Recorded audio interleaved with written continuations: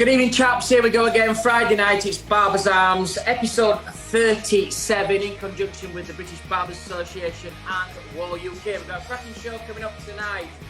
8 o'clock, me and Gaz are going to take you through this week's news desk and find out what's happening in the hairdressing and barbering industry with some UK news as well. 8:15, we've got Sam Grocott, who is the current president of the Hairdressing charity. 8:45, we've got Gaz's cocktail. He's going to punish himself tonight with another vicious liqueur. So that's going to be interesting again. And I'm sure he's going to do it in one for you all, as you all expect that by now anyway. 8:50, we've got, we're going stateside. We're going to America. We've got the one and only Frank Gambuzza, who's going to be joining us from the Gambuzza Barbershops and Visage Hair Salon Group. All coming up tonight on Barbers Arms, episode 37. Please welcome Mr. Gary Machin.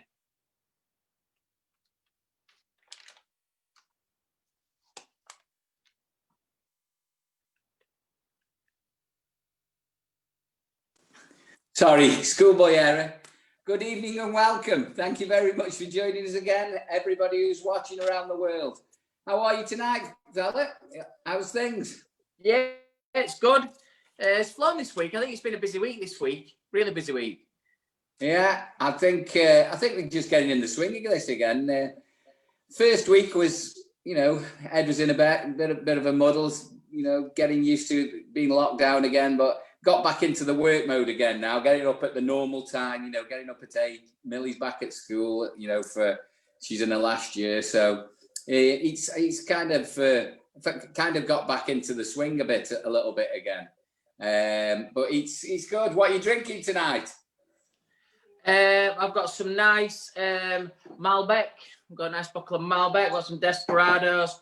We've got some moonshine in with Frank being on, and we've got the usual tequila, just for a nice little shot when we feel that we need to up our game a little bit. We can have a little shot of inspiration from the old patron, which means boss in Colombian. Cheers, mate. All Cheers. Happy 37th episode. Thanks to just really, we're nearly creeping up to 100,000 from last week. I think we're on 99.4 thousand views from last week. So thank you for everybody who tuned in for our first episode of 2021. As we said in the intro, we've got Sam Grocott. Sam is in PR, but she's currently the president of the Hairdressing charity in the UK. So it's going to be great for the hairdressers and barbers to know about this charity exists and how you can support it. We'll find a bit about Sam and what she does and how it helps hairdressers and barbers who have fallen on harder times. As we said, we've got Gaz's cocktail and we've got Frank Gambuzza. I'm really looking forward. I know we've been trying to get him on the show for probably since day dot, but we finally nailed him down to come on tonight, Gary. Looking forward to it. Fantastic guy. Love him to death. Bit of a homage to him. This is one of the t-shirts he gave me, so I thought I'd wear that for him as well. We've got Sam Grocott on as well, who you know very well. She looks after the hairdressing charity, so that's going to be really, really interesting tonight. I think generally it's looking for a great show, to be honest. I'd just like to say a quick thank you for last week's guests, Dave Foster and Paul Simmons. Absolutely stunning guests. I thought they were really good fun. Barbara Evo looks after us, and it's great to have them on the show and give them the other side of things.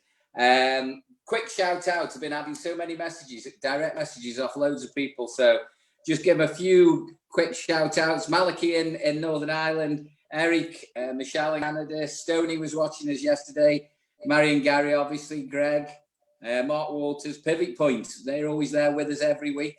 So thank you all for watching and following us all the way through. As Simon just said, we're just missing the 100,000 for last week, so I'm sure we'll get over that over the weekend. I think we're 99.4 thousand for last week's show. So, but I really enjoyed last week's show. I thought it was good. We had a good mix. And, it's very good. I thought Dave was great from Barbara Evo. Simo, we were a night out for Simo, weren't it? Couldn't wait to get out. It's funny this week. I don't know if this resonates with anybody, but I spoke to one of my pals, and he said he's got a business, not into the hairdressing business, but he said. It's getting that bad at the minute. When I go to do my supermarket shopping, I'm purposely getting to get dog foods. I've got something to do tomorrow. Do you know what though?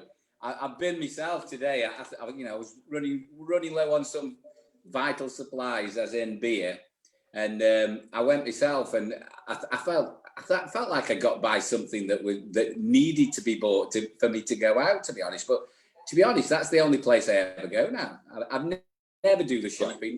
The only place you can go. Couple of points, guys, coming up on the news. Some people have been asking me to ask questions. Guys, if you're struggling a minute with our lips aren't syncing at the minute. I think it's not to do with us at our end, it's the Zoom itself. So just bear with us. Everybody's trying to rectify that. So if our lips are moving a bit funny, just bear with us.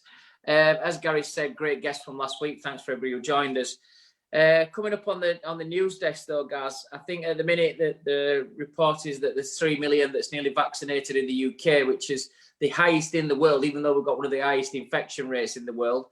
The massive big numbers there getting vaccinated. And I've tried to do some maths here, because I think I'm hearing from what I can watch on the news and different docs that I watch, is that if we get to 20 million vaccination with the really vulnerable people, and then the key line, the key essential workers, especially the NHS, if we get to 20 million, that's when we can start looking and easing back into normal society a little bit, and getting everybody back open in different stages. Looking at the maths on that, we weren't far away from what everybody's suggesting, which is probably mid-March, Easter. But listen, January is nearly gone. We're halfway through. It's my birthday tomorrow. So I always think when we get to 16th of January, it's halfway through January, it flies. February is a short month anyway. And if you're working on your upskills and you're working on being positive and getting your business really clear, getting really tuned into getting back in, then I'm sure we're going to pass it. We're going to do it. So keep yourselves positive. Don't forget to follow us on our Instagram accounts as well. Simon Shaw Wahl. Gaz is the British Barber. Barbers_arms. Them's our Instagram accounts for us to follow, for you to follow us on them. Find any news that's happening on there. The Barbers Arm website as well for all your follow shows, and also the podcast that you can download is the barbersarms.co.uk. And if you want to email us, you can email us at barbersarms@thebritishbarber.com. Gaz, one thing that's come up here on this news desk is it's raised its head a few times, and I've got to say I was watching Sky Sports the other night, and one of the presenters, I'm not going to mention his name, but his hair had been cut the day before or that morning. Premier League footballers have been told not to celebrate and hug each other, which I've played football. That's tough. Emotions are tough. Even if you're watching it, it's tough not to celebrate. But forget the celebration. Your fuckers are still having your hairs cut. And worse than that, who's cutting them? It's not, I could cut my son's hair. He's in my bubble. But I've not cut his hair purposely, because look, you just grow it out a bit for the time being. It's just it's just not right. So that's something that people have been asking me to ask. Lots of messages today about Premier League footballers and footballers in general. Some people on TV look like they've had fresh trims in the last week or so. And as I say, I've said it for you all now on Barbers Arms. We support everybody who's put a message into us to say what's happening out here. Be interesting to know if anybody wanted to jump on and send any message saying, look, I'm one of these that I cut their hairs. I'm in a bubble with a footballer. Be very interesting. I'd like to hear your creative view about it. And also as well, if you are benefiting from that financially as well as getting the any kind of money in from anywhere else. It's not fair to everybody else, that, guys. So I think you need to play ball. Do you know what, though? I think it needs a bit of solidarity for everybody who's sacrificing out there as well. It isn't about, in a bubble and everything else, but, we're all in this together, hopefully. But I mean, social media is full of it. People are naming and shaming, and there's people doing haircuts, all over the place. I saw something in the news about celebrity going into a salon in London. The police saw that. They were doing a film. I'm not naming any names, but because it was for filming, they got a slap on the wrists and everything else. I mean, come on, people. I mean, you know, there's people suffering all over the world not to have a haircut. It's just, I mean, we're being paid at the moment, or, you know, being forced at the moment to sit on the settee a little bit, you know. I mean, there's worse problems out there. I mean, I've seen people, you know, advertising for 50, 60 quid haircuts. You know, it's just, get a grip. I mean, it's just ridiculous. So, you know, it's, anyway, that's beyond our control. I just hope everybody does the right thing, and you've got a bit of a conscience, because if we don't do the right thing, if we don't do the right thing in the shops and traveling and everything else, what are we doing all this for? The sacrifices for nothing. So, you know. Exactly. You know, yeah. I think that's exactly it, Gaz. And I think, you know, one of the things that is the point that I'm looking at, you know, somebody said to me as well, you know, you can't judge anybody on this third lockdown till you've worked through it. And I understand this, you know, people have got to feed people, they've got to look after stuff, and I'm not in anybody's position, so I'm not going to judge. The only thing I'm saying this far is that I have an idea who is cutting people's hair, and they're not on the breadline, and I think that's what's getting to other people. And I'm not condemning that if you are really struggling, you should be going out cutting hair either. What I'm saying is, I won't judge anybody until I've walked 3 miles in your shoes. But what I'm saying is that there's certain parts of this industry that need just to be a little bit mindful of your responsibility, your social responsibility. And we still need to stay safe. Today's the third highest day in record deaths. So it's still about, it's shit. And this new, not to be doom and gloom, I don't want to do that. But what I'm saying is, it's there, guys. Come on, play ball. Do you know what I think as well, though? We ought to just say how many people are towing the line, though, or are doing the right thing. I was speaking to, and I've got to give him a shout out because he's an absolutely lovely fella, a great friend of ours, and watches the show. Mr. Johnny King. He's rung me about 3 times this week. He's phoned me tonight as I'm doing my intro. What's wrong with him? And you know what? He is the nicest fella. I love him to death. And we've been talking about all sorts of things, you know, hairdressing wise, barbering wise, you know, drinking, everything. Must have covered every subject. But, you know, back in Belfast over there, you know, there's certain high profile hairdresser out there, and he's doing the right thing. You know, he's been talking to, he'd worked with Johnny a lot. You know, I know we've got Maliki over there. We've got some great hairdressers and barbers that are doing the right thing. So it is the minority, hopefully. You know, most of us are doing the right thing. So I think we need to give a shout out to the people that are doing it right as well. And Johnny just brought up something earlier on. He said that he spoke to you, and I get carried out by the barmaid. I can't cook for shit. I can't do anything for myself. And she does absolutely everything for me. What's that all about? Well, I don't lie. He phoned me up today, actually. He got me today. Johnny, I know you're watching, you divvy, and you phoned me just as I'm doing my intro. He phoned me up again today, and I said, I have this 4 o'clock rule. If I've got no meetings after 4, I have this 4 o'clock rule where I think, you know what, I'll start thinking about tea. I might just have a nice little glass of wine, but nothing before 4. And I'd done my meetings, and my meeting got cancelled at 4 today, and I'd finished around about 2:30, 2:45. And he phoned me, and I said, do you know what? I'm itching to open my Malbec up. And he's like, go on, take a drink, Malbec. Because he's from Wales. And I said, no. But yeah, he said we're on about cooking. And he knows the conversation that we have. It's nice to cook and to have a drink at the same time. And he said, does Gary do that? I went, what? Does he cook? I said, the only thing he cooks is when he goes to takeaway to fetch it back for him. I don't think he cooks. So he's well looked after there with Rachel. She's the proper barmaid. The proper hostess with the mostest. Listen. That's what I said. I will agree when I'm working and she's working, you know, she looks after me like no other woman. But since I've been off, I have cooked all week. We had crusty pork, we've had steak tonight, and I did all the cooking. So I don't know where you get. We're gonna, as soon as we get lockdown out of the way, we'll be having a dinner party and we'll see where we're going with this anyway. But just we'll see. Can I just bring 2 things up before we get Sam on our first guest? A couple of things in the news quickly. The insurance news is, I think everybody's heard this.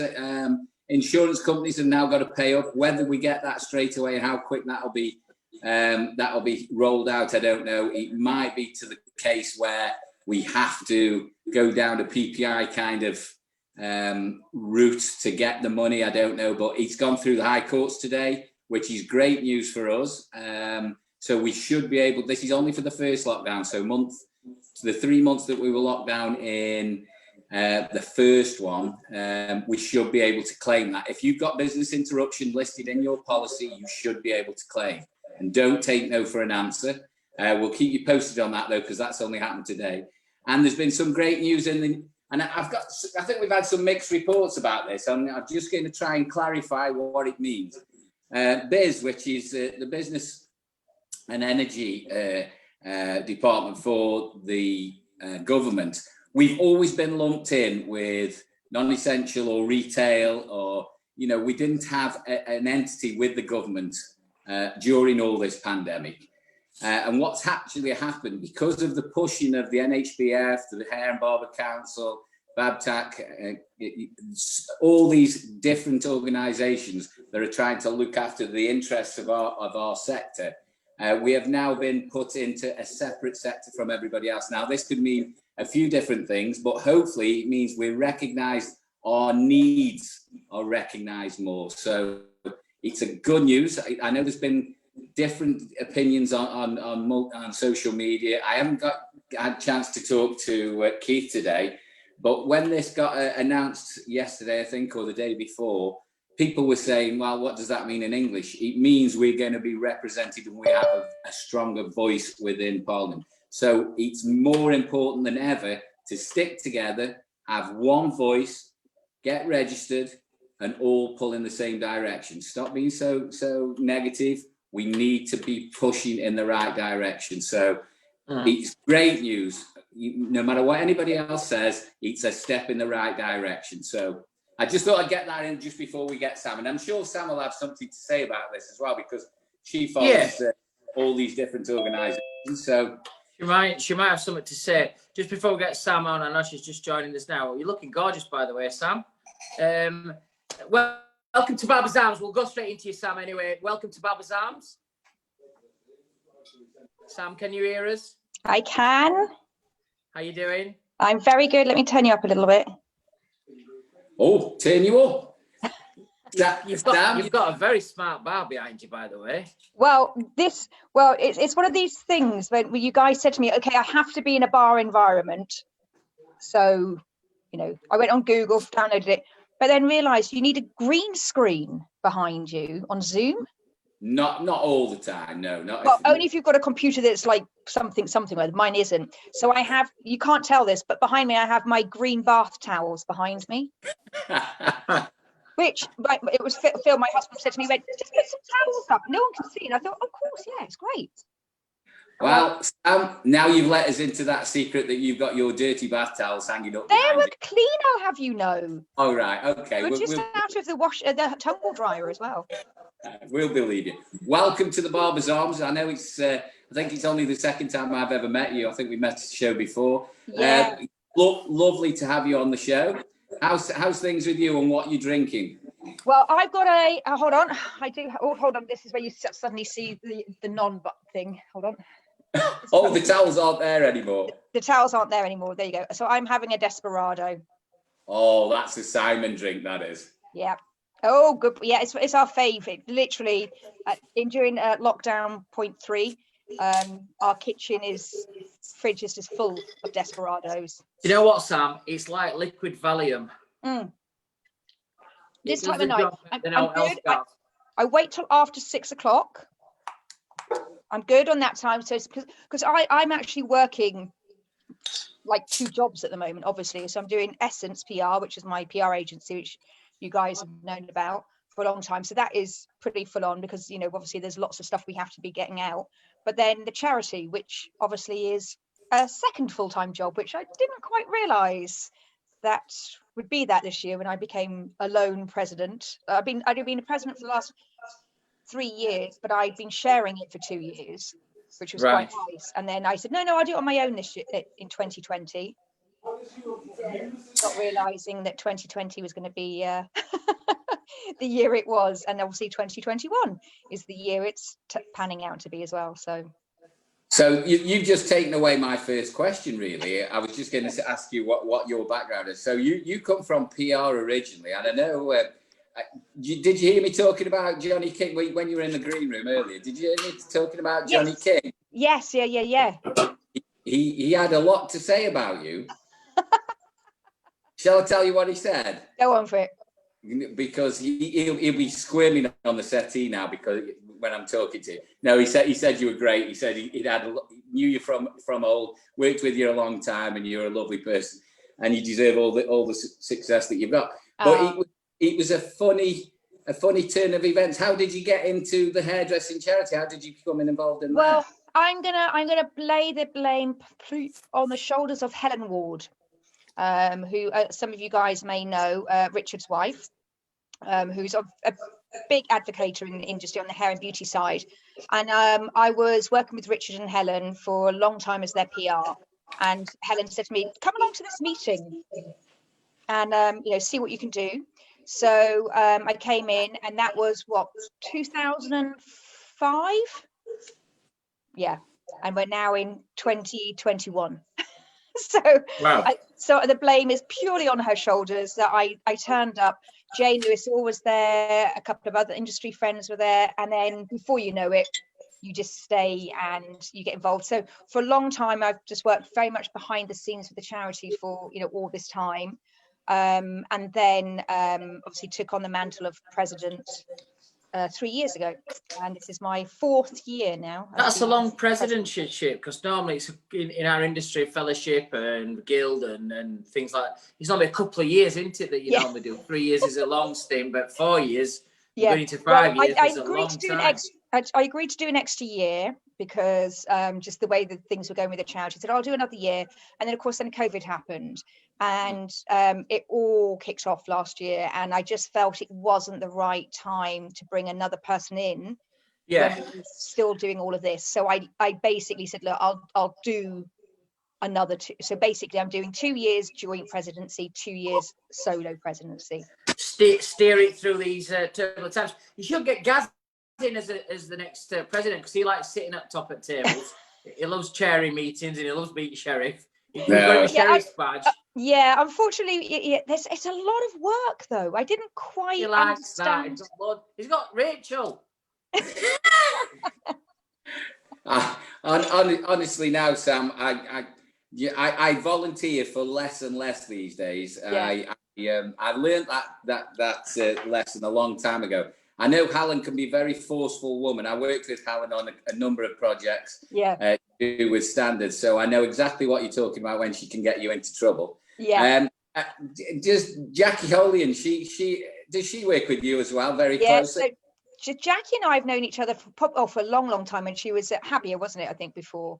Yeah, so we've known each other for a long time, and then obviously she's gone sort of her own consultancy, and we've always just stayed in touch. And I know she's got a great connection within the barbering industry, and I think as a charity, that's an area that we really want to sort of break into and let people know that we exist. Because I think the interesting thing with barbers is it's men in general, we know that there's a real issue with people asking for help and being able to feel confident to ask for support, whether that's to do with mental issues, whether that's to do with charity or financial.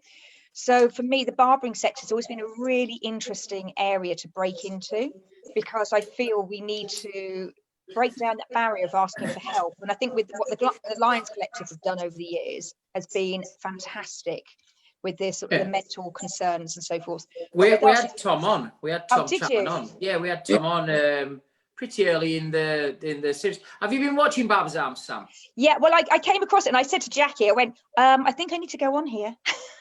I said, one of my first questions. You've seen the format. We've got two main guests on each week, and whether it's home or abroad, you joined tonight with Frank Gambuzza from America. So we're going to ask you a few questions, then we're going to do some quick fire questions at the end to build a profile up on yourself. Okay. My first quick question is your interest in barbering a little bit higher due to your brother works at Barber? Has that helped to increase your knowledge in barbering and probably, you know, yeah, the interest in barbering? Do you know what? I am gonna give Johnny and Josh some, you know, a call out in the sense of, obviously barbering. I've been in the industry for 25 plus years. Actually, Josh and our older sister Tasha is a hairdresser. So, you know, so my older sister's a hairdresser. I'm in the PR side, and then Josh is a barber. So as siblings, we are hair and hair throughout.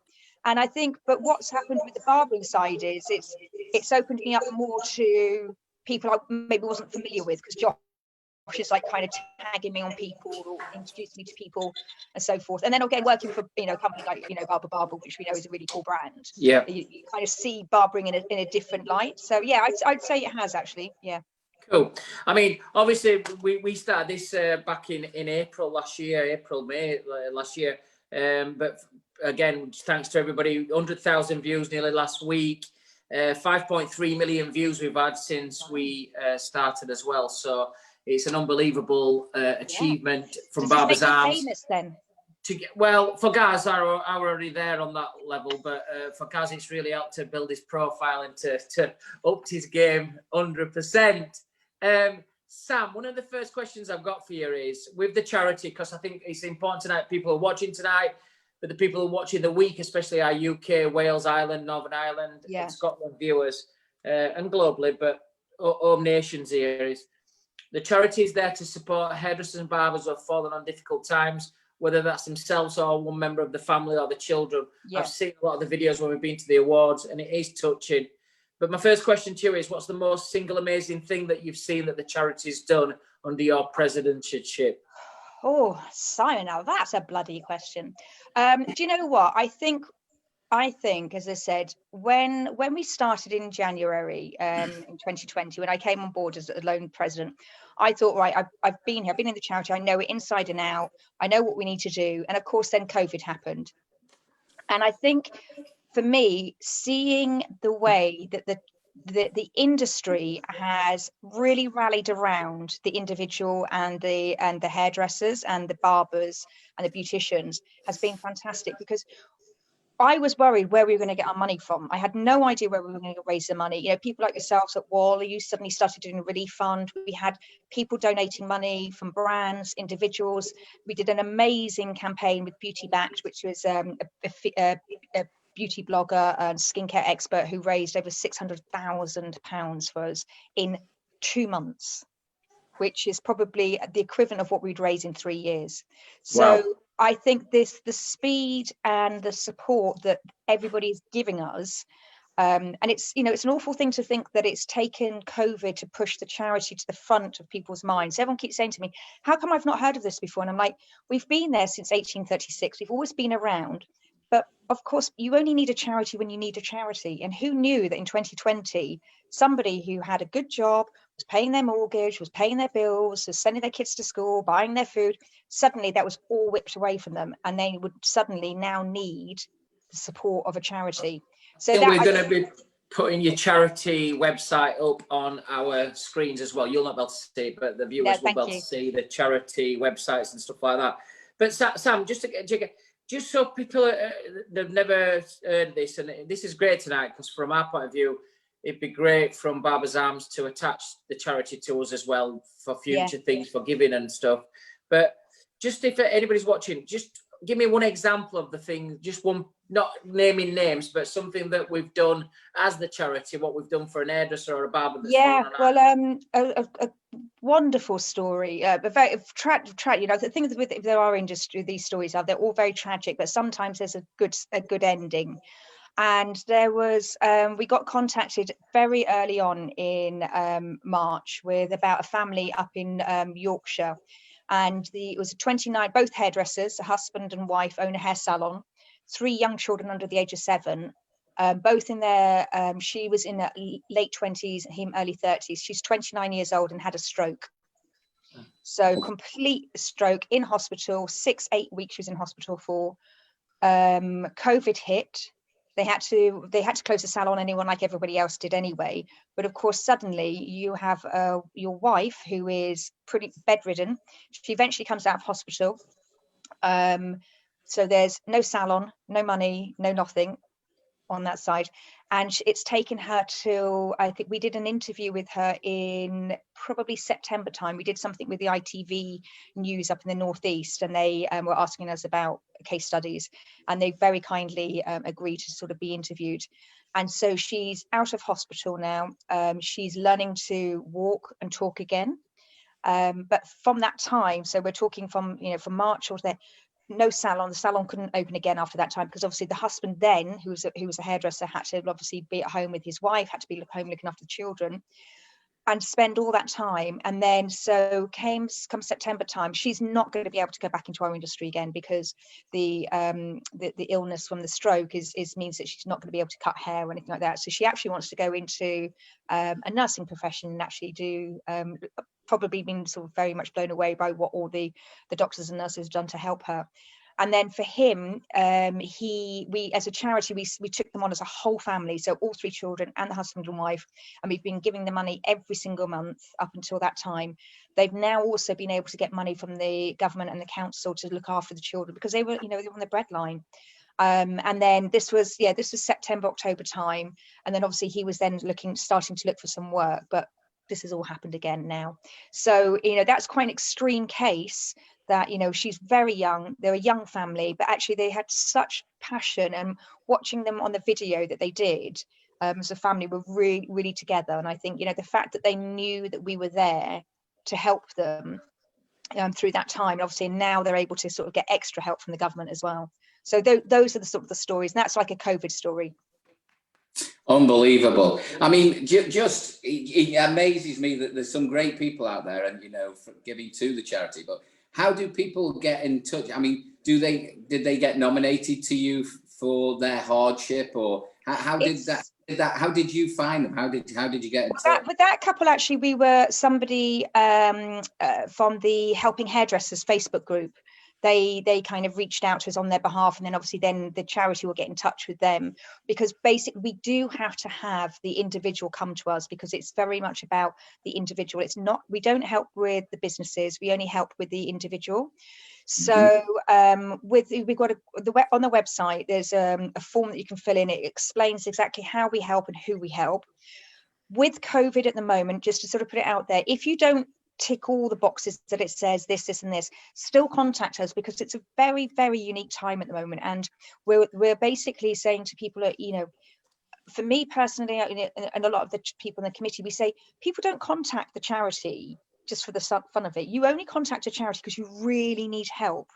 So, if you haven't been, we say you have 3 years in the industry, but if you're 2 years in the industry, or, 2.5 years, still get in touch with us. Or if you don't quite hit what it says that you're supposed to do, still reach out to us, because I think that people are in a situation that needs help. It's such a unique time. And interestingly, I was talking to the charity this morning, and we were talking about coming on tonight, and Natalie, who looks after all the beneficiaries, and she receives all the applications, and for your followers to realize that all the applications are anonymous, so I would not know who people are.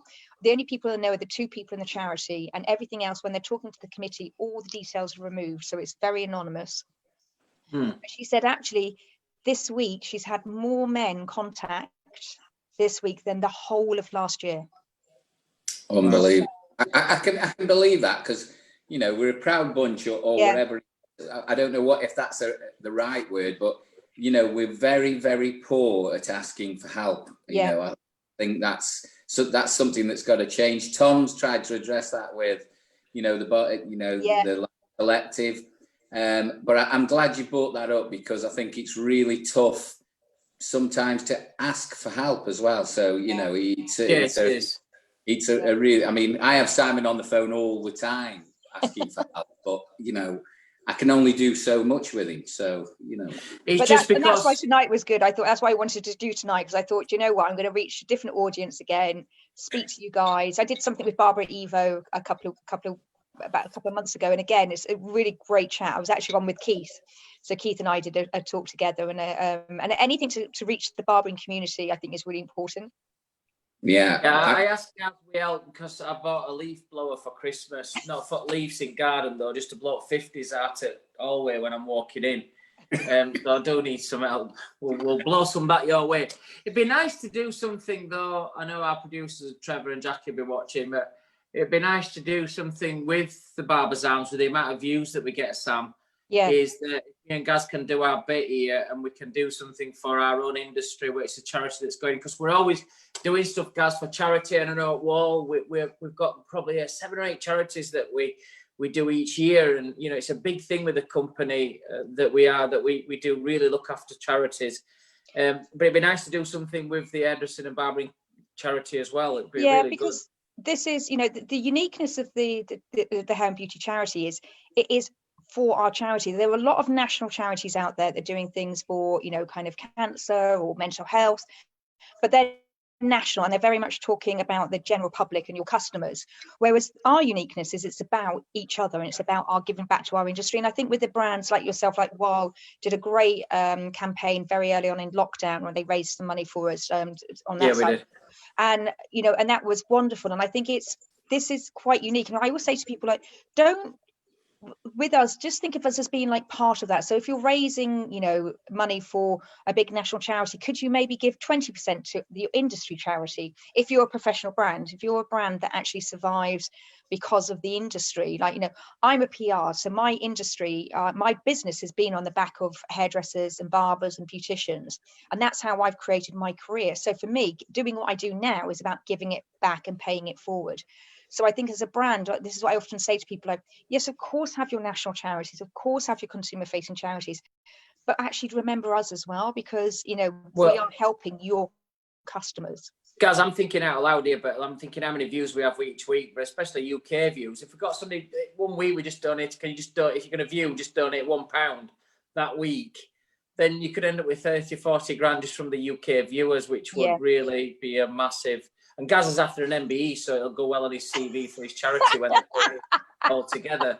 So it'll work out. You're getting a bit of stick tonight, pal, aren't you? I was going to say, Simon, I knew I was going to be in for a bit of a challenging interview today, but I didn't realise. I'm glad it's Gary, not me. Well, we haven't finished yet, Sam. So just hang fire. Sam, I'm used to it, and at least gives our guests a break. Anyway, can I his favourite one on tonight is even wearing his t-shirt. Can I just get a question in, please? Go for it. One question, thank you. He tries to take over all the time sometimes, Sam. Just a serious question though. How's your fundraising been affected by the current climate? Because I know, you know, we do all the shows with you, the BBA and the Hair Council and everybody else, and you know, it's a very tight-knit industry. You know, it's almost like a big family. Yeah. Not attending all the UK-based shows and the events that you've been able to put on, how's that affected your fundraising this last 12 months? Well, exactly just what you've just said there, Gary, because for us, you know, we are a charity front-facing industry, so we're very fortunate that people like yourselves, you know, we've done lots of things on the stage with you at the shows and Salon International and the Pro Beauty show, so we get a lot of opportunities to attend these shows or the awards as well and actually sort of talk about the charity, and that's not happened. So actually things like this tonight, but actually interestingly, I feel like we're reaching more people by doing social media outreach than we probably ever have done in the last, you know, at least since I've been involved with the charity, because normally when we're doing it, we're talking to a very small group of people. So we might be, you know, be 500, 800 people at an event, or if we're doing Salon International or Hair UK, it's just footfall going past us. Now I'm actually able to really talk about what the charity does, and I just have to say it once, and as you just said, like Simon, like, you know, 1,000 people can listen to this over the next few weeks and hear what we're doing, and it really helps to resonate. Financially, I was very worried, really worried at the beginning of the year. I didn't know where the money was going to come from when it happened in March. Luckily, we have sponsors every year, so we have a lot of the big brands that will give us money and help the charity, but then the rest of it is then used through fundraising or events, whether that's individuals doing it, whether it's our events, like we have the golf day, the biking, we have the raffle and various things like that. And suddenly that was all wiped out. Our whole calendar of fundraising was wiped out. And I set up a relief fund on Just Giving, which people can donate to. We're actually just over £30,000 on there, which was, most of that has just been like individuals, just as you just said, Simon, giving us £1, £2. And just, I think what we had to always realise was at the beginning was people were suffering financially. So the last thing you want to do as a charity is ask for money, because, you know, people don't have it. But I think what happened when Colonel Tom started raising all that money for the NHS, I started to realise, actually, people have got money, because we only need £1, we only need £2 from people. If we get enough £1 and £2, that can make a difference. And it did start to do that. And then, as I said, you know, we were very fortunate in the sense that Caroline Hirons created her campaign called the Beauty Backed, and she launched that early August because she was really fed up with the government when they didn't open the beauty industry. And, you know, hairdressing had opened, but beauty had been told like 2-3 times that they couldn't open. You're going to open, and then the day before not open them. And so she just put a shout out. She has a huge following on social media, like over 500,000 followers. And, you know, basically she put it out there saying, I want to raise some money for this charity. I want to give money back. She thought she was going to raise about 50,000. She raised that in literally about 2 hours. Well, you've really motivated me tonight, thinking that what we do and our views that we get. So viewers that's watching tonight live and in the week, watch this space here on Barbers Arms to start to look to raise some money for our own industry charity, because I think that's something that we should take under as wingers and speak to Trev and Jackie and think that it's something that we should be doing on our pages here at Barbers Arms. We call it Barbers Arms, but as you know, Sam, we've had some the top and Frank tonight from Gambuzza's and the Visage group in and past. He was the president of the Intercoiffure as well. So, you know, we've had Errol Douglas on, Jamie Stevens. We've had some big hairdressing names on, as well as barbering. But I think it's something that we could really do to help boost that. And do you know, a pound a time for people. Yeah. Do you know what? Even as we speak, Sam, people are direct messaging me. We've got the feed that we watch as well. You know, we keep an eye on. Surial, she's even said, you know, I'm really up for this. Even the, you know, genuine people. And we've got a very, in the barbering industry, as you know, in the hairdressing as well, it's a tight family. You know, we look after each other. We're very passionate. Rick Roberts has just been on. He's been on. You know, Rick's a great guy. He's even just messaged, you know, anything he can do, he'll do. So, you know, I'm sure we can do something for you as well. So. And your brother Josh is watching as well. Yeah, Josh is watching. Yeah, a while ago, I was talking to Jonathan Andrew and said to him, Jonathan, can you put like together like a barber haircutting day? This was in late 2019, and he went, Sam, don't worry, I'll sort it all out. Got a lot of barbering contacts, and I thought what we could do is around the country do all these. And actually, Jackie and I were talking about it as well, doing little like a day where you do haircuts and all the money's donated to charity.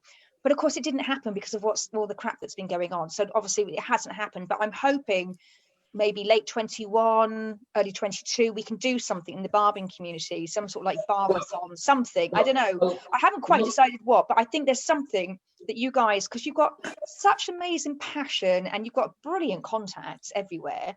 I'm sure we can do something quite like bonkers to raise. Yeah, well, listen, we've got our virtual exhibition coming up soon as well. I think that's just probably April, May time. So there's something. Look, we'll get our heads together. We'll look at getting some money raised for the hairdressing charity as well. So excellent. Stay with us. We're moving towards the end of the interview. I've been told to push along here.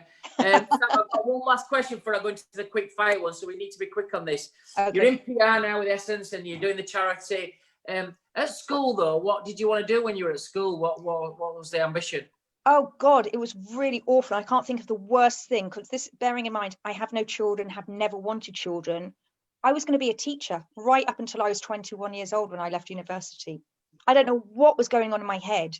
I don't even want to have children. So, you know, what on earth was I thinking? Yeah. So you wanted to be a teacher? I wanted to be a teacher. Not very exciting, I'm afraid, but that was it.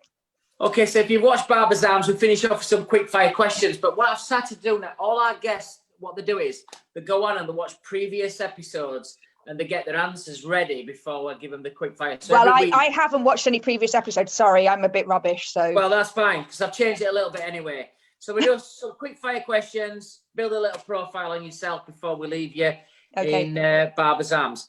So, Sam, what's your favourite drink? Beer. Desperado. Desperado. That isn't beer. It is. I like. It's got tequila in it. What beer and tequila? That's like 2 drinks in one. It's hardcore. It's amazing, Gary. It's the future. You need to test it. So that Newcastle Brown stuff that's mashing your brains up. So beer followed by wine, and then amaretto for like at the end before bed. Oh, I quite like it. So. Yeah, with the Cosmopolitan thrown in between and a bit of champagne. Yeah, she's not a cheap date. No. Favorite food, Sam?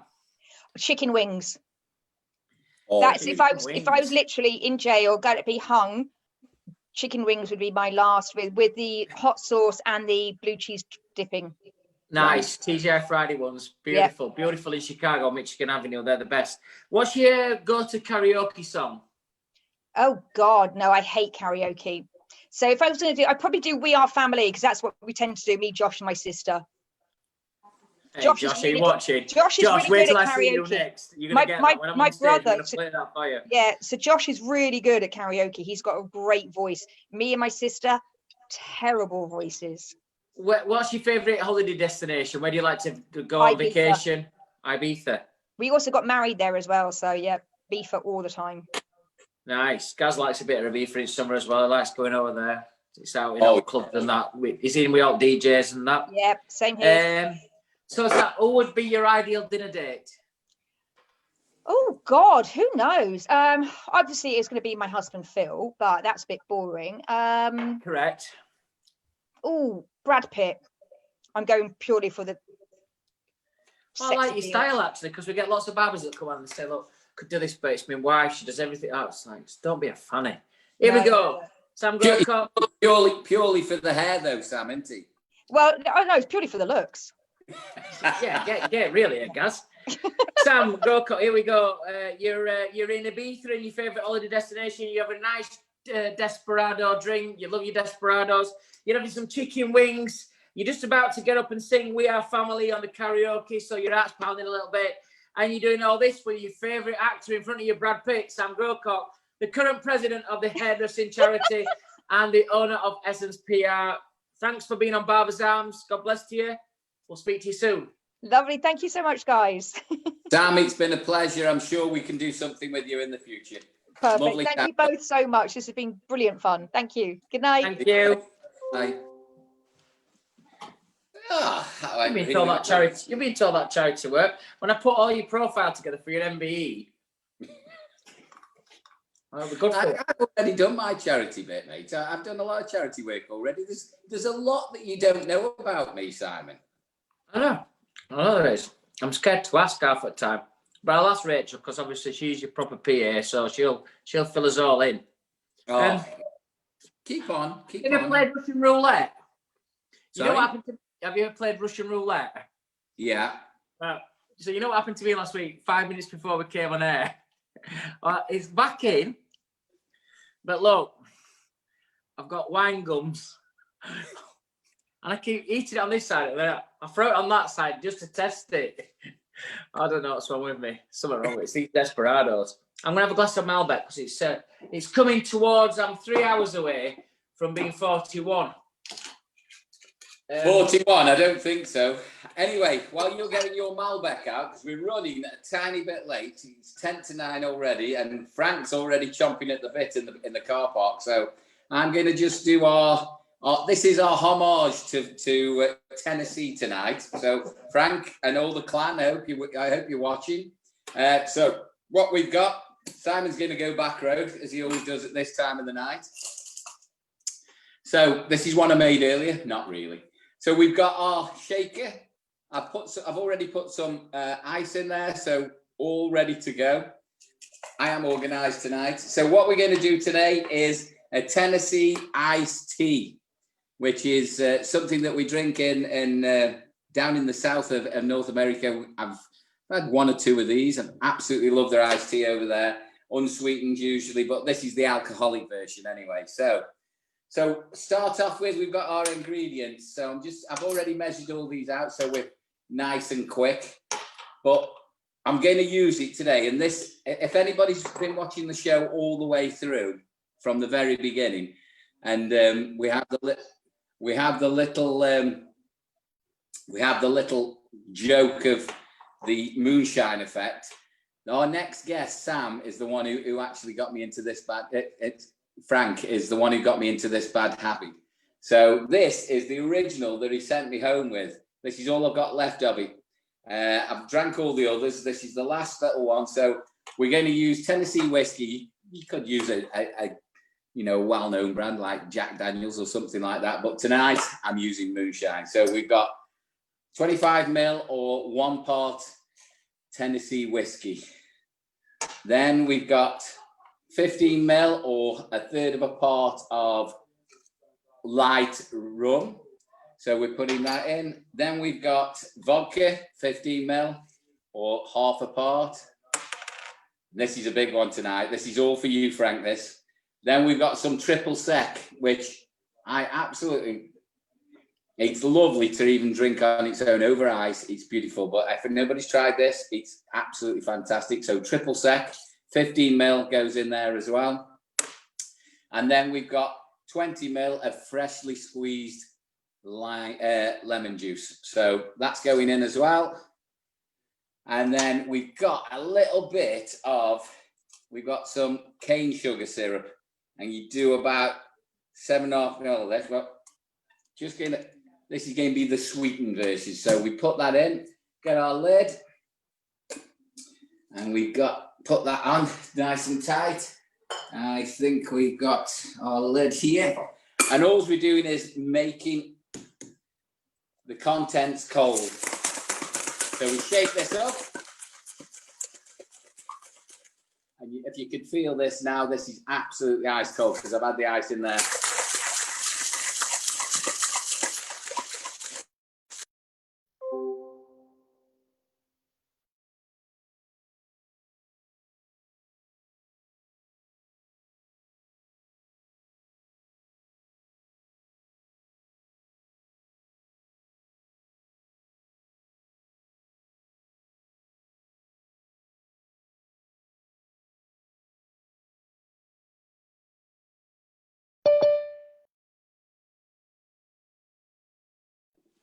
Guys? Hello?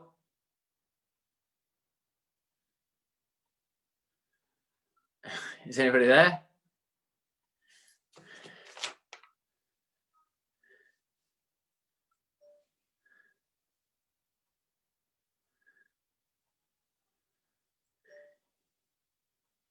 I don't know where Gazza's gone. Is he back? I'm here. I'm here. Sorry, we had a little technical difficulty there. So, Simon, you took over.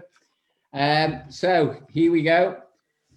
Where we left off, we're just shaking it up. We're taking the top off. We're going to put it into one of our slick glasses. So, you can see the glasses here. Let me just get our, we just changed views. So, there's our glass. So we're going to tip this in. We just got a little bit of ice first.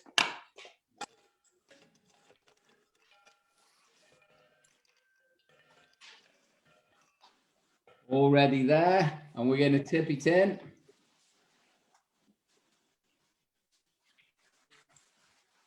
This is Tennessee iced tea. And then our final ingredient. And I just like to have a little taste of this first.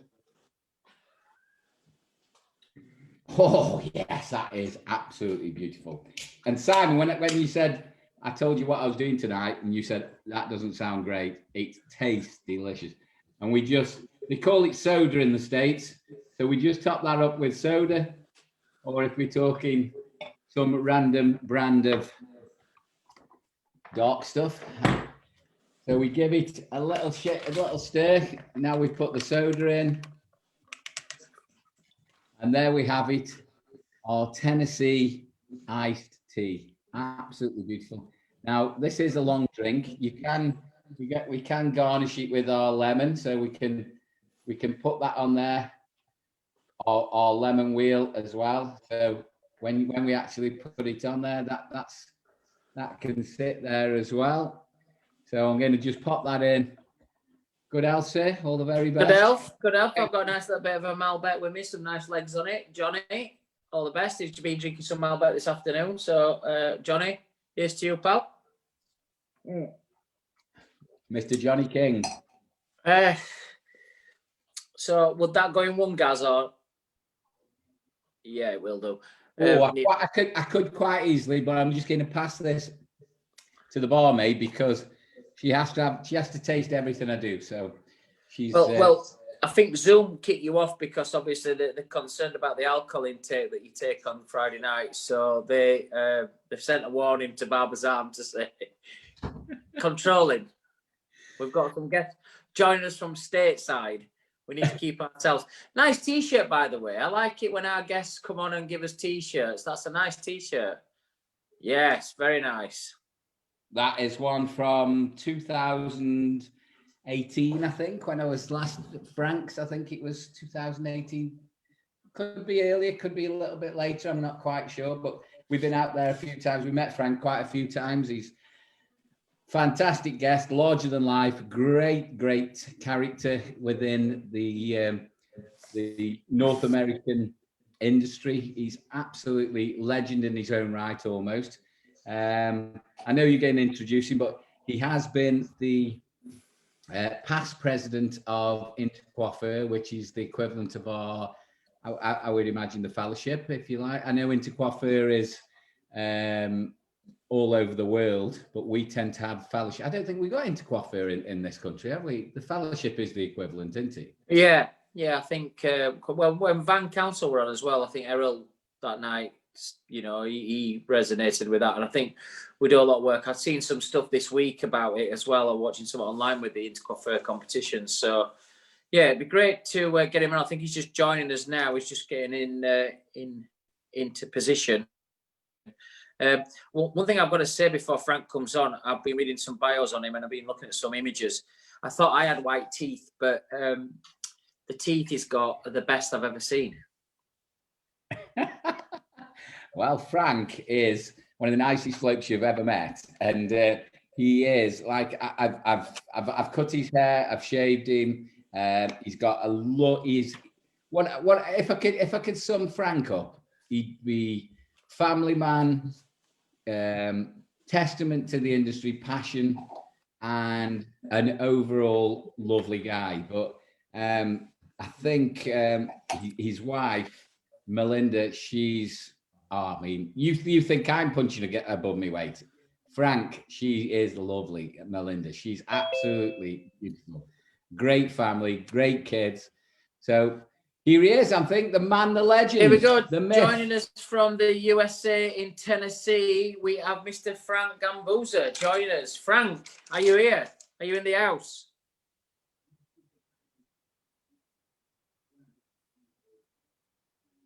Oh, there's the lovely Melinda.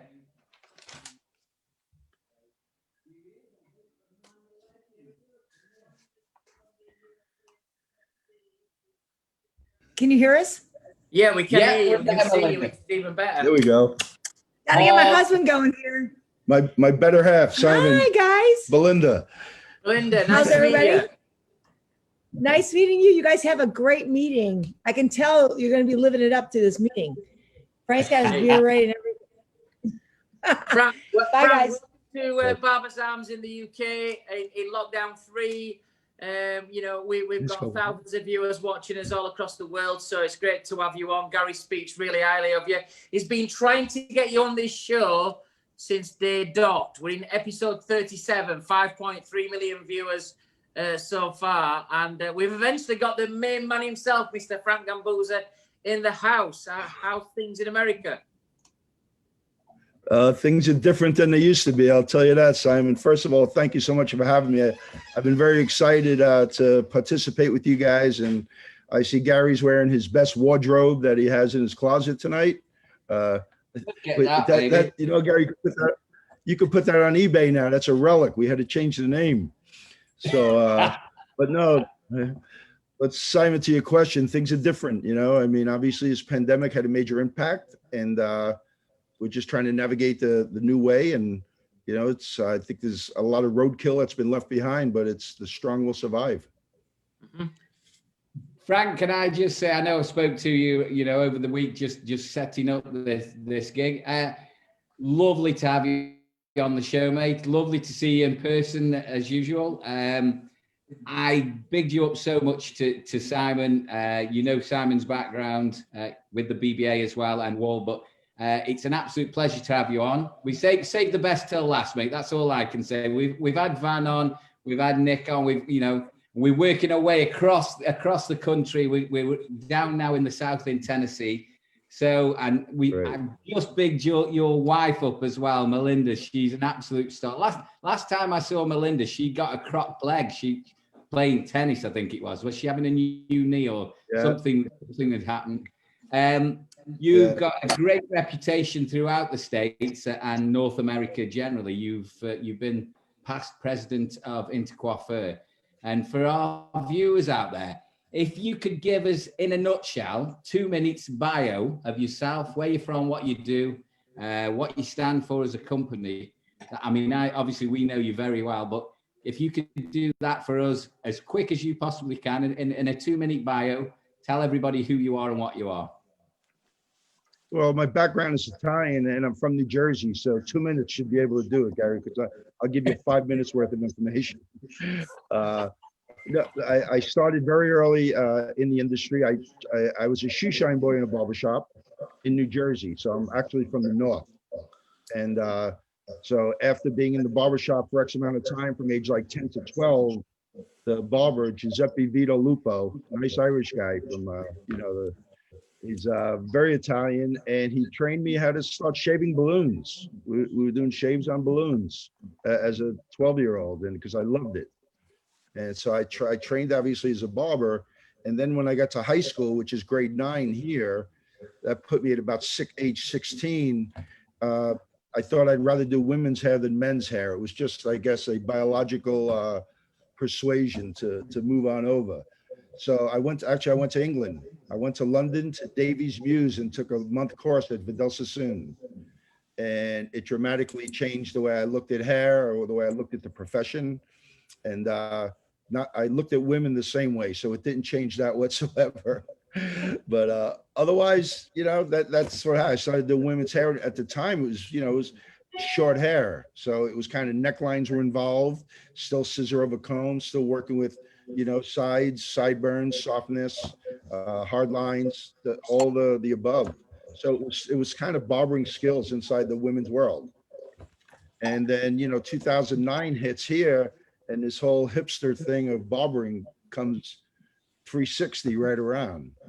So I saw this. I know. I never thought I'd be digging in for my old Oster 76s that had rust all over them and start cutting hair again with them. So it was great. That was in 2009. And here there was a downturn financially. And everybody was telling me how crazy I was to, first of all, men's hair only, you'll never make it. Now's not the time to invest big money. And I figured a whole crew was going left that way. I figured I'd go right and try to do something different. And fortunately, the timing was good and it worked out quite well. So, that's how I sort of got from there to here. But I moved from the north. My first wife was from Tennessee. So I came down to visit. And every time I came down, I had more and more people wanting haircuts from, quote, the guy from New York. It was actually New Jersey, but I didn't correct them at all because New York had a lot more game than New Jersey did, still does. So the more I started coming down, the more I had a clientele. We got pregnant and I said, maybe it's time to go into business and time to grow up and do the right thing. And that's what we did. So that's kind of how I got to here. Once we started here, we opened the first salon. I borrowed $7,000. I say 7,000 because that's all they would give me. So I didn't have much credit. So I got $7,000 at a 29% interest, and the interest was accrued daily. So it should have been illegal, but I would do it again because it was the beginning of us opening a salon and, starting to make things happen. We became the first departmentalized salon here. So we had a point of difference. My accent is very non-Southern. So that was another point of difference. And that was the beginning of where we are today with a whole lot in between. Wow. Fantastic. Well, I'm going to just fill in for our viewers. You've been very modest there because I've actually been out to your operation, and I know you, as the T-shirt states, Frank Gambuzza has a great reputation for barbershops out there. You've got Salon Visage, which was family orientated as well. You've got this school. that we taught him when the British Barbers Association partnered with you over there as well. And now your story unfolds. You've gone into Texas, in Austin, Texas. So you've opened you rebranded, taken 3 more barbershops into Texas, and also gone into sports clips and opened a 7-salon franchise with sports clips in Knoxville as well. So I think you're selling yourself short there, Frank, somewhere along the line. I think you're keeping a bit from us. I forgot about a lot of that until the end of the month when all the bills are due. I'll remember quite quickly. Well, we're getting lots of people commenting here, Frank, about your beautiful Tom Ford glasses that you're wearing. Your inadequacy of pouring a beer as well. People in the UK like to see a little bit less of a froth on top of the beer. Nice Michelob Ultra. It's one of my favourite drinks when I'm stateside. That I love to have the Ultra, but I also like the Miller Lite. They don't make it Miller Lite. Yes. Well, you know what? That's my second go-to when I can't get the Ultra.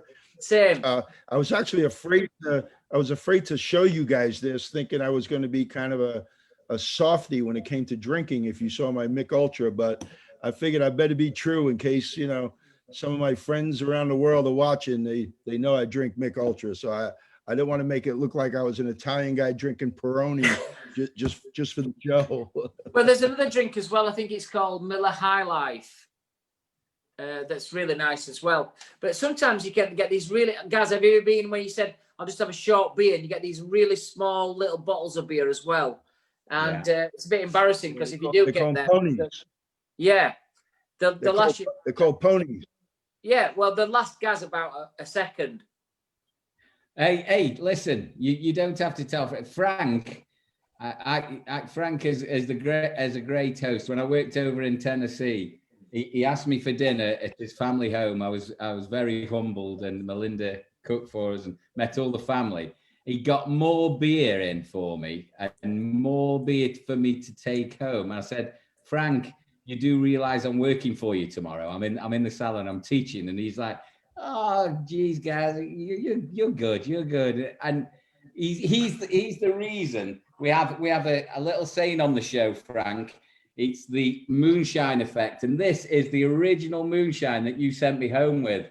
And there's not a lot of it left now, but this is the moonshine that you sent me home with. You've got me into so much trouble with this stuff, honestly. He's made a lot of people laugh, mostly at me, but honestly, it was an absolute pleasure to come over to you. Myself and Brian, when we were with you. Are all the family good? Because you've got your son's cutting with you as well. Gerard, is he still with you? Yeah, well, we got 5 children. My wife Belinda and I have 5 kids, and all of them are in the business in some shape or form. Jared's our lead barber. He does all our training, and he'll be the international artistic director for the Gambuzza's brand as we continue to branch out and do franchises. But I do want you to know what my strategy was, Gary.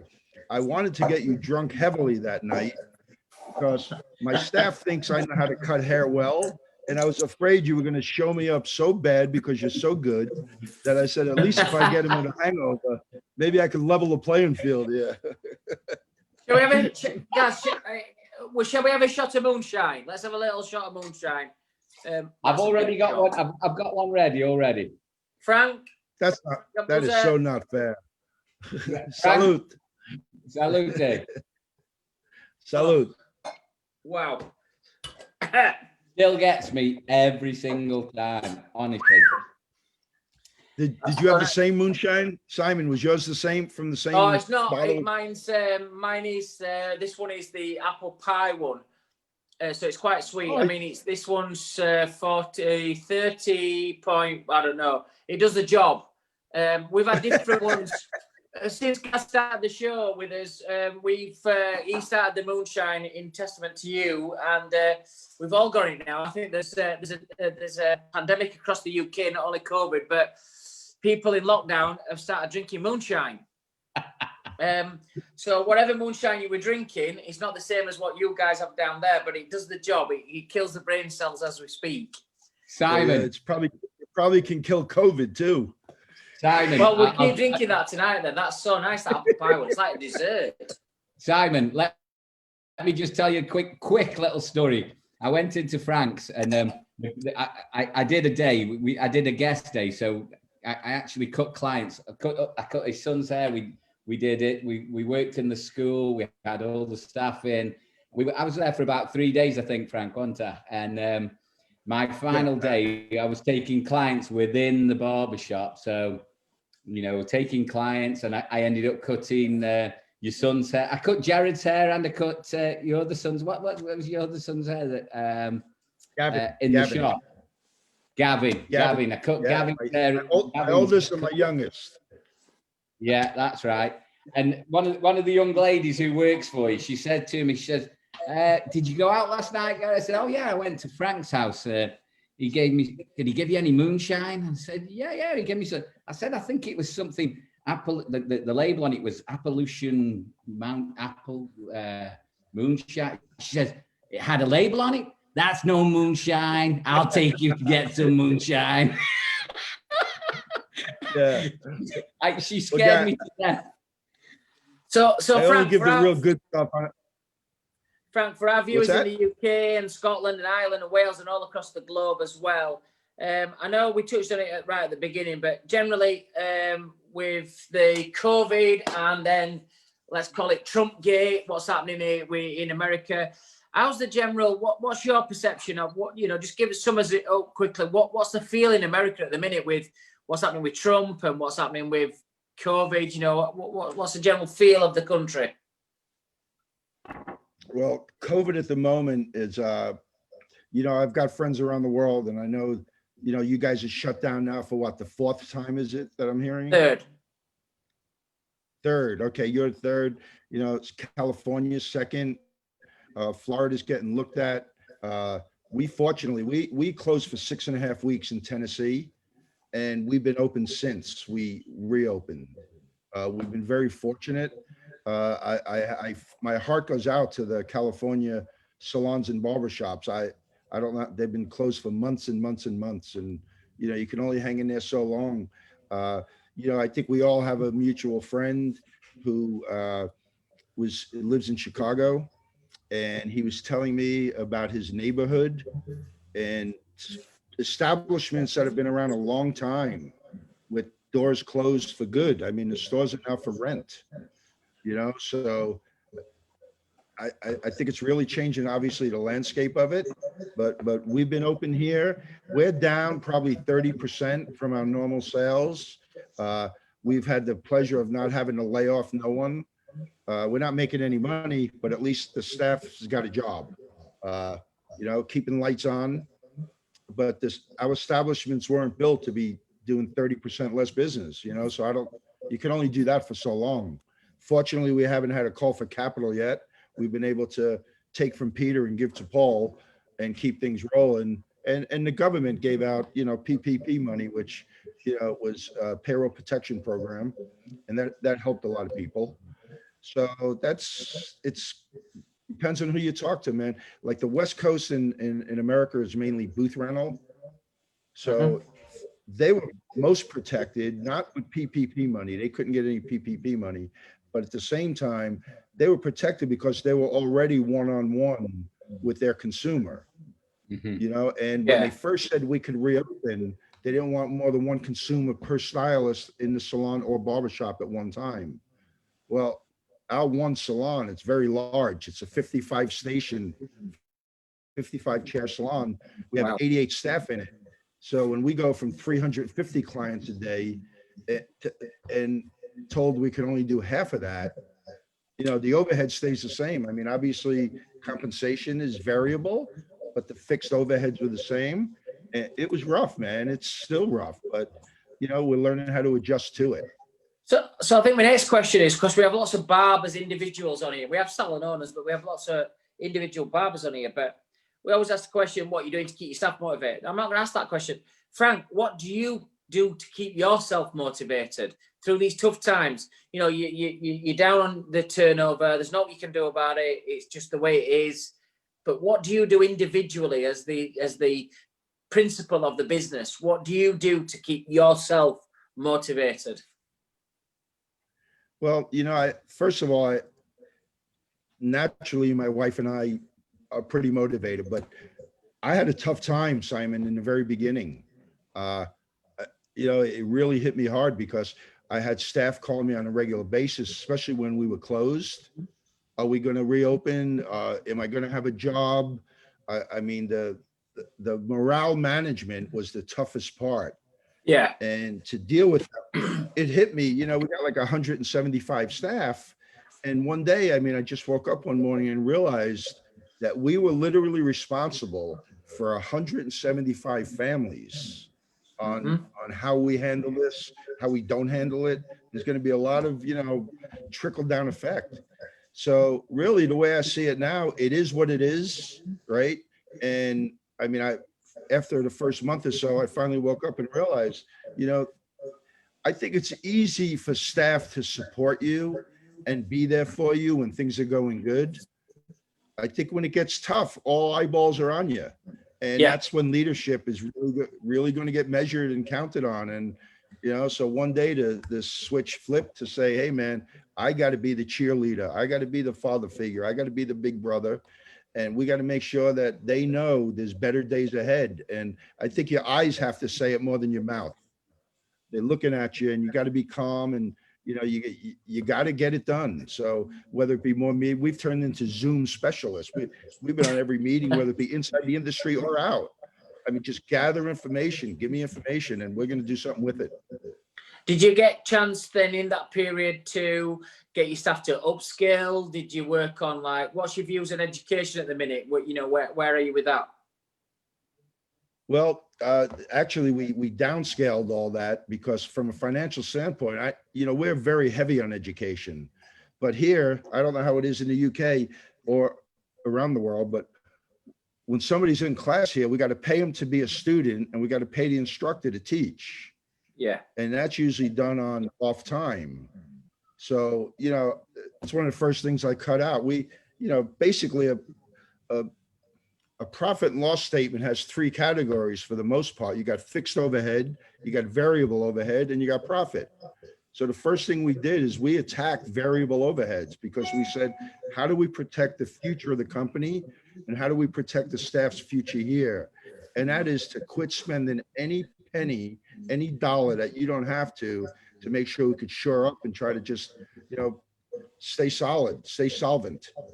So we cut that out. And so, we're so education heavy and we're so culture conscious. I really think because we've worked on for 30 years, the company culture is what carried us through, both from the confidence of the staff person and even yourself feeling secure to know that people realize they want to be part of something. They want to belong. And when the chips were down, we didn't lose any staff. They all waited. They all hung out. I'm sure they were all cutting some hair on the side just to feed their children. And we turned a blind eye to it because, what am I going to say? Don't do that and then not be able to feed your children. So, typically we wouldn't put up with that.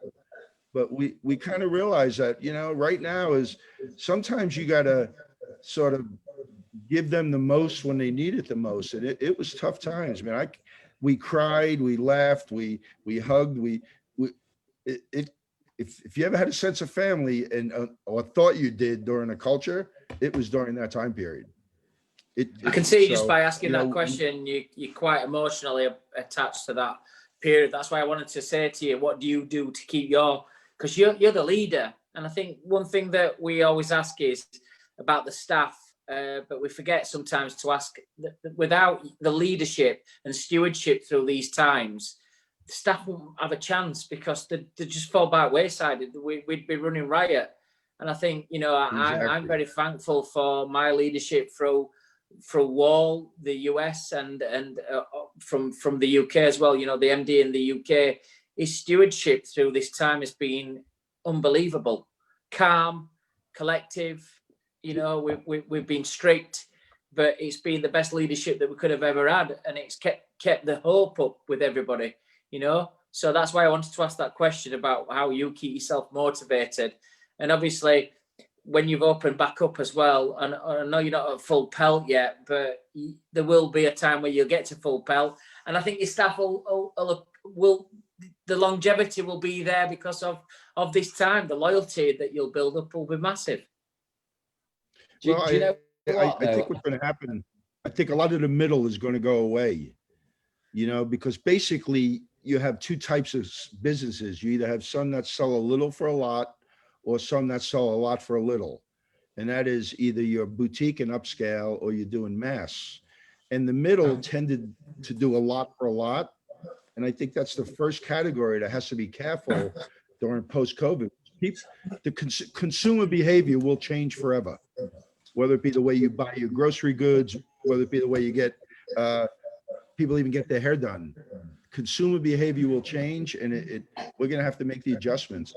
And we owe the staff that. You know, Simon, when you said they look at leadership, at the end of the day, we signed up for that. You know, so just when things were rolling and we're busy and we're packed out, everybody's high-fiving because everybody's doing great. That's easy to do. I think talent really comes in when the chips are down. I agree. We have to realize as owners, we signed up for that, man, and we got to work.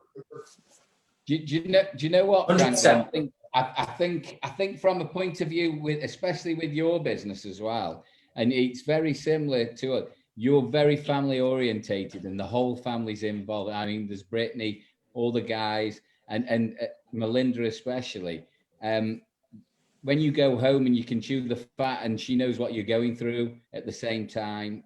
When your partners are part of the business, they realize, they understand what you're going through at the same time as well. And I think that's very comforting, or perhaps that's the wrong word, but very supportive in what you're doing and where you're heading. And when Melinda and the guys are involved with the business, they know what's going on. They know what you're going through almost as well. Even though you're the head of the family, the head of the business, you've got a lot of support behind you there as well. And I think it's really important to recognize that those people that are behind us and are with us to get us through those hard times, isn't it? Yeah, you know, I think when you're talking about that, Belinda really stepped up.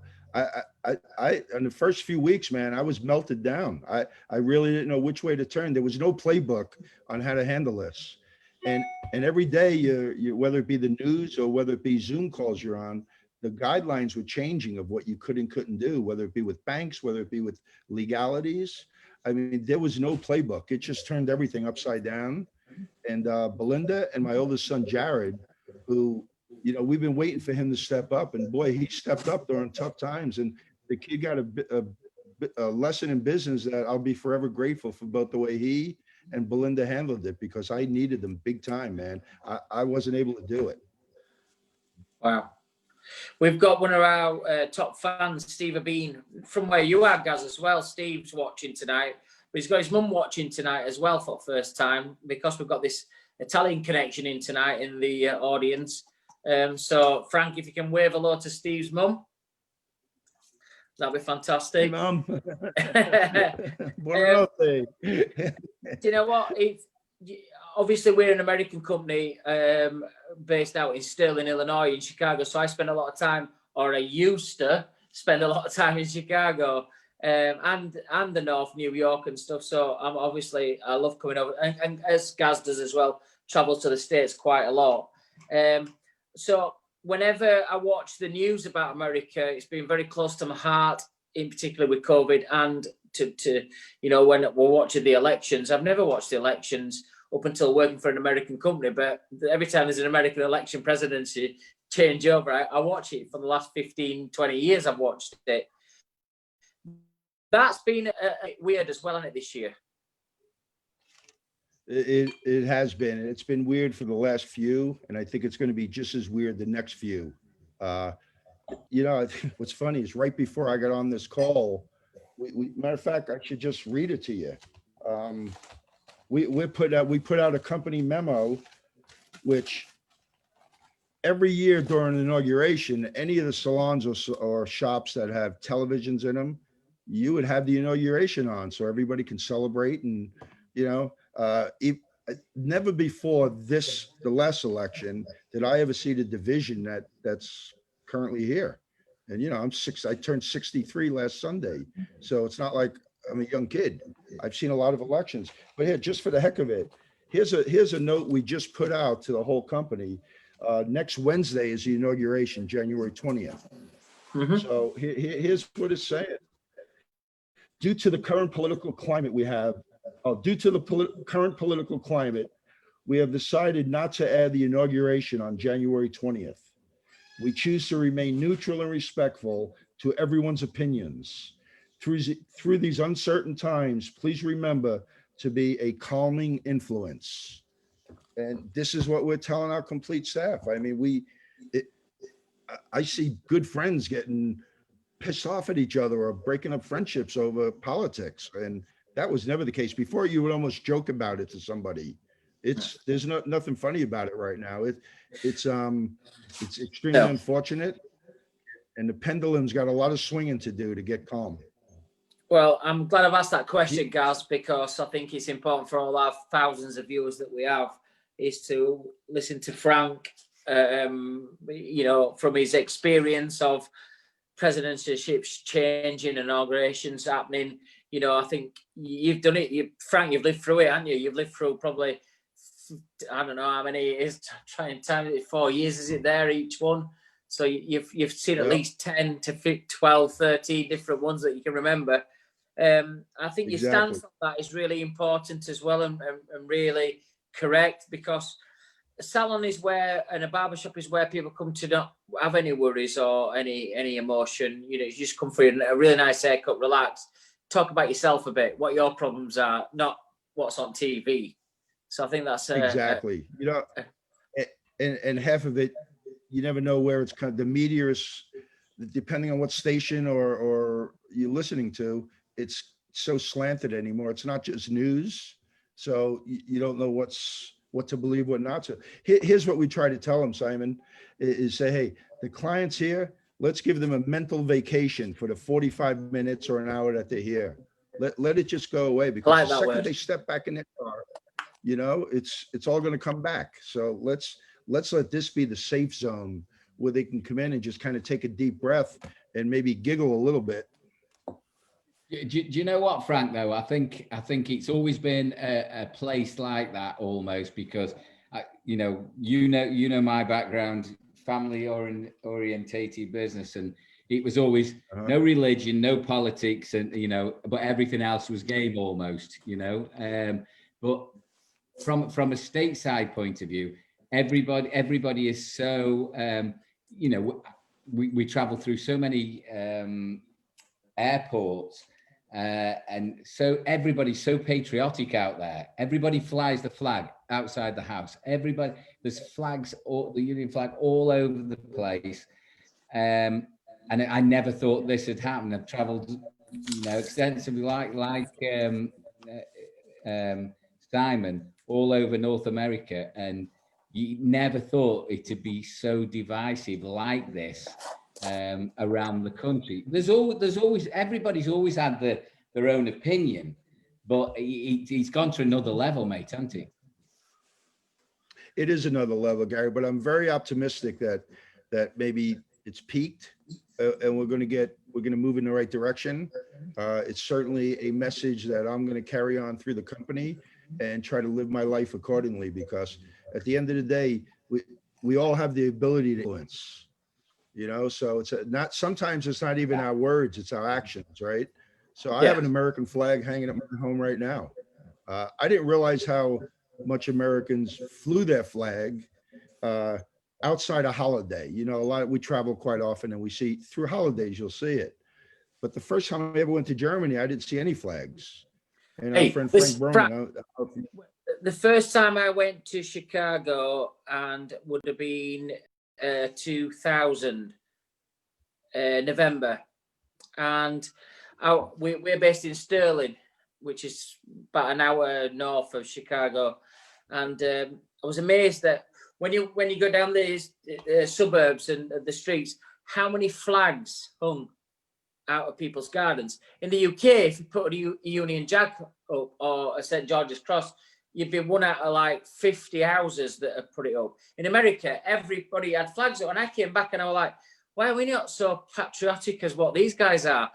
Because everyone's got flags up everywhere. You guys, you'll have seen it. You know, when you're on subways or tubes and things like that. It's so patriotic. There's American flags everywhere. But in the UK, if you put a flag up on your estate, Gaz, of the Union Jack, you'd be probably frowned upon, or there'd probably somebody would say, take it down. Hey, I've got one. Why would that, I've got why it. would I've that got be? our Union flag flies in over my house. Rachel hates it because she you know, we get so much stick. But hey, I'm very patriotic. I'm very patriotic. I can take you outside now and take a photo. I fly a flag for. Do you know what got me about the States as well was, you know, we're traveling. What I was trying to get to was there's so many guys that travel through the airports. Do you know who boards the planes first? Any serving surfaceman for, you know, yeah. They are the first on the planes. You know, I think that there's so much respect and honor in that. I think it's absolutely, we should take a lesson off it. I was going to say, anytime we see a service person in a restaurant or an airport, we don't let them get a tab. You pick up their ticket. Because of them, we have the freedom we have, and I never want to take that for granted, not even for 1 second. Well, I'm just going to make a note. Frank, next, I travel extensively in America, so what I'm going to do is get myself a US Army outfit, so when I come over, it's free gratis, baby. Well, yeah, man, come on. Hey, Simon, you better not say thank you, because it'll be over as soon as they hear your accent. Well, bro, I'll work on my American twangs, so I can do it, you know. I'll just go in there with got a long way to go. Black eyes and like taped up. Simon. Hey, Simon, if you're a great barber and Frank brings you over, that's not a problem anyway. He's the most generous person I've ever met in my entire life. So I salute you, sir. You're an absolute legend. Thank you. I'd love to, when this nonsense is over, Frank, we'd love to get over and do something with Wahl, with you guys over there, and Gaz with the BBA and everything like that. So, you know, well, can't wait. Let me go on record that you have I'm going on record as an open invitation for you to come anytime you can and want. It'd be an honor to have you. And I'll take you to the Union Jack bar I took Gary to, because I figured he was missing the flag. I had to bring him to a English pub when he was here, didn't I, Gary? Yeah. Well, it was a memorable night, sir. I look forward to that, Frank. Frank, we're coming towards the end of the interview, and we always finish off with a quick fire questions to our guests there. But for all the 1,000 viewers, if you're watching us tonight as well, guys, thanks for joining into Barbers Arms. Don't forget you can follow me and Gary on our Instagram accounts, which is Simon Shaw Wahl. Gaz is at the British Barber, Barbers_Arms. If you want to follow us or get in touch with us on our website and download the podcast, listen to Frank's interview again. That's the barbersarms.co.uk. If you want to email us at barbersarms@thebritishbarber.com. That's all the information. Frank, before we leave you, we've got a few questions that we want to ask you. Absolute pleasure to have you on Barbers Arms. You've lived up to everything that Gaz has built the hype up as well. He's been building you up, and you've lived up to everything. You should learn something every single day, and today's been a funny day today. But one thing I love the phrase of a mental vacation. So I've learned my one learning today, which is that phrase. So thanks for that, Frank. Frank Gambuzza, what's your favourite food? Dish or ethnicity? Well, either. Okay, so if I was having my last meal, it would be lasagna. Any particular one? Is the one that you say that's the best that stands out? Any restaurant or any home cooked? Only one answer to that. My mother's. What's your favorite drink, Frank? Drink itself. Usually I'll have vodka and grapefruit juice or a Mick Ultra. But I do like, for soft drink, I like an Arnold Palmer, which is half lemonade, half iced tea. Oh, nice. I like them as well. We've got a similar kind of drink pattern. Frank, if you were in a karaoke bar, what would be your go-to karaoke song? There wouldn't be. I would never do that to an audience in my entire life. Let's just say that. I'd never. What song what's the go-to song in your car when there's no one else about? What's the song that you love singing to yourself? My favorite song to listen to is Mustang Sally. Like it. What is your favorite holiday destination? What's the best place that you visit? The island of Capri. Nice. And who would be your ideal dinner date? Who would you like to do all the above with? My ideal what? Your ideal dinner date. Who would you like to have an evening with where you did all the above? The lasagna, the drink. It doesn't need to be your wife. It could be somebody that you're famous or somebody you've never met. No, it can. It has to be your wife. I'd be on the couch for a month if I said anything but it being my wife. Are you kidding me? Actually, Frank. It would be my wife. We've been best friends for 34 years. That's Belinda. Yes, Belinda. She's also an amazing hair colorist. She's a brilliant businesswoman, and she's probably got the most positive outlook on life of any person I've ever met. So before I hand over back to Gaz to finish off, for all our viewers that's watching this week, thanks again for watching. We've got Frank Gambuzza here from the Gambuzza Barbershop and Visage Hair Salon Group. Frank's a massive personality in the US. He's got the best glasses, the best art, and the best teeth that's been on Barbers' Arms so far. Frank's having his favourite food, which is lasagna. And he's either having a vodka or a Michelob Ultra while he's having his favourite mother's lasagna that he's had home cooked for him. He's singing along to Mustang Sally. He's in the favourite place that he loves to go, which is the island of Capri. And he's doing all this with his lovely wife, Belinda. Frank Gambuzza, you've been on Barbers' Arms. Thank you very, very much. Pleasure to meet you virtually. Can't wait to meet you in real life. God bless. Same here, Simon. Thank you so much. I appreciate you. Frank, it's been an absolute pleasure, sir. You've taught me so much anyway, but you changed the way I look at North America from a hospitality point of view and barbering as well. I think you've got a great family and love to all of them. Belinda and all the guys, love you, mate. Another moonshine. Thank you, Gary. Recognition. All the very Frank best. Gambuzza, ladies and gents, in the house. God bless. Thank you. God bless to you, my friend. Thank you. Gaz, wow, that was worth waiting for, I've got to say.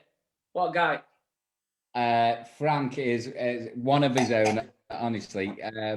When Brian said we were going to meet this guy, you know, in Knoxville, and I said, "Where's Knoxville?" You know, Tennessee. Went down there with the BBA. Didn't know what I was letting myself in for. Van first went into Atlanta, and he said, "You got to meet me, mate, because Frank and Van are really, really good guys, really good mates." And we went down there. He was the president of Intercoiffure, and he didn't touch on that. He's a humble guy as well. Yeah, I can see that. He did so much in his presidency. He changed so many things, and we worked with him in New York, and we worked with him in Memphis, and then actually did some training in there in Knoxville as well in Tennessee. So I've been a lot of places with him as well in Vegas. Just an absolute pleasure. You'd love him. You'd absolutely love him. I do anyway already. Just that interview there. Do you know what that interview just done? I said to you all guys last week, I should be in America. For the last 20 years, most of January for me has been in America. And just listening to Frank there, it's really like, you know, when you're like homesick or you're pining to be somewhere. He's just pining me to be in America. I'd love to meet him in person, guys, when we can do so. What a great guest. what a great, everything you've said, Gary, to me, the production team, he lived up to every expectation. What a superb ambassador, but also just a real super guy. I can't say enough. He was fantastic. It's funny because the little things that you remember about people as well, you know, how they look after you, and, you know, it's just, he's just a lovely, and it's Southern hospitality, I'm sure, but he is originally, you know, he's a Northerner. He's originally comes from New Jersey, spent all his formative years there, and but he's traveled, you know, he's traveled so extensively, all into Europe. He loves Capri. He's been into Italy, and, you know, he's one of those people that constantly, he's so committed to education that to do education as well. And the facility he's got, mate, honestly, it's absolutely beautiful where he does all his training as well. I'm sure Trevor will put up Frank's details for people to have a look online as well at the Gambuzza barbershops as well, for all our viewers that look in there.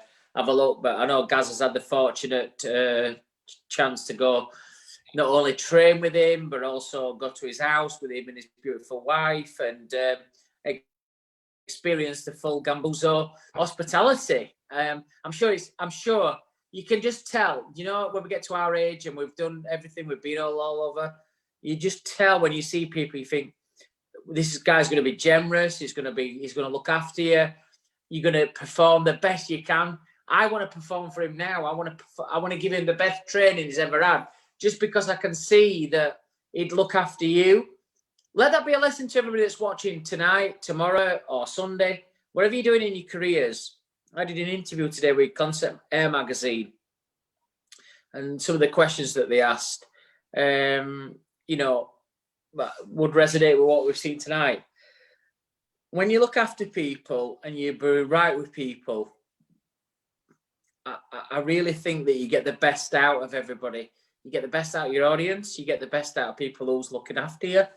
And I know exactly now, guys, what you've been saying all these months. I get it. I get it, mate. Yeah, honestly, it's just, and can you imagine him being the president of Intercoiffure as well? That went through the whole organization. You know, that he's got such a presence as well that it resonated through the whole organization, and he changed things for the better, I'm sure. But he looked after us. He brought the BBA over. We did New York. We did the Atelier in Memphis, right next door to you know, Elvis's house. We stopped there, and he's just a lovely guy, and a pleasure to work with. But also, I think he's been very good for the industry over there as well. And it's very, you know, it's very important that you realize, I think he's been underestimated in a lot of the industry, because, you know, we got Gambuzza, Frank Gambuzza barbershops. He had got a great Visage, salon Visage business as well. But I mean, only the cream of the cream that get there. And he's heart from heart. He's a barber, and I love that. I absolutely love that as well. So it's not very often. I've loved tonight. Do you know what, guys? It's not very often that the cream rises to the top, and I love it. I love it. You know. Do you know what, tonight? I've really enjoyed tonight, because I think tonight we've not. To be fair, I have had a few drinks. I've had 4 Desperados. I've had half a bottle of Malbec. I've had a shot of moonshine. So I can't say to all you guys watching, I've not had a drink. But I've really been intrigued. I hope you guys are intrigued as much as me as a fan. Sometimes on Barbers' Arms, I'm just a fan. I'm privileged to interview these people. But it's really important that, you know, you can perceive, you get that from me and Gary, that we're trying to, some of these people, Gaz has met him, but, you know, I've not. And it's like when I've met people loads of times and Gaz has not, you get to know him a bit better. So you become a fan anyway. So I think that's been really evident tonight. Well done, Sam Grocott from the hairdressing charity as well. Sam will get in touch and hopefully we can do some bits with Barbers Arms to help to raise the profile and also the funds of the hairdressing charity after your appearance tonight on Barbers Arms. Guys, I'll finish off before I pass over to you, mate. Look, you're into like, it's January 15th. Hang on, 2 seconds. Rach, no, it's 51, not 61. No, it's honestly, it's definitely. You cheeky bastard. 51. No. Happy birthday to you. Happy birthday to you. Happy birthday, dear Simon, Mr. Wahl. Happy birthday to you. Got your special cake, mate. Look at that. Just for you. Beautiful. Where them other candles? Where them other candles there that you've just had to take off? Pass me the 61 there that you were putting on. Listen, we went to your 50th. I can't believe she put 61 on and I've had to change it before we even went on. Thanks, guys. Go on, blow them out. Blow them out. Oh, fantastic. Fantastic. I wish I were there to have a bit of cake with you, mate. That's so kind of you, and I'm sure you're going to enjoy that beautiful M&S caterpillar cake. It's one of my favourites as well.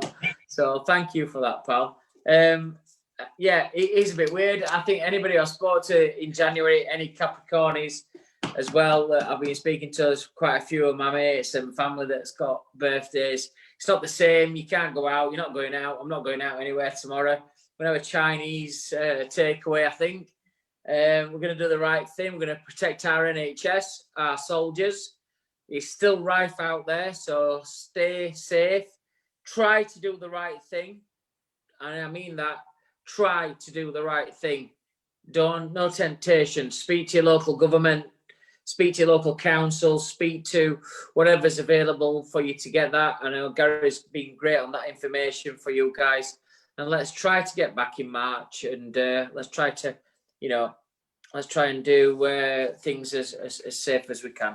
Thank you for everybody who supports Wahl UK in terms of products and everything. We've got some great stuff happening this year, some great product launches coming later in the year, so stay tuned for that.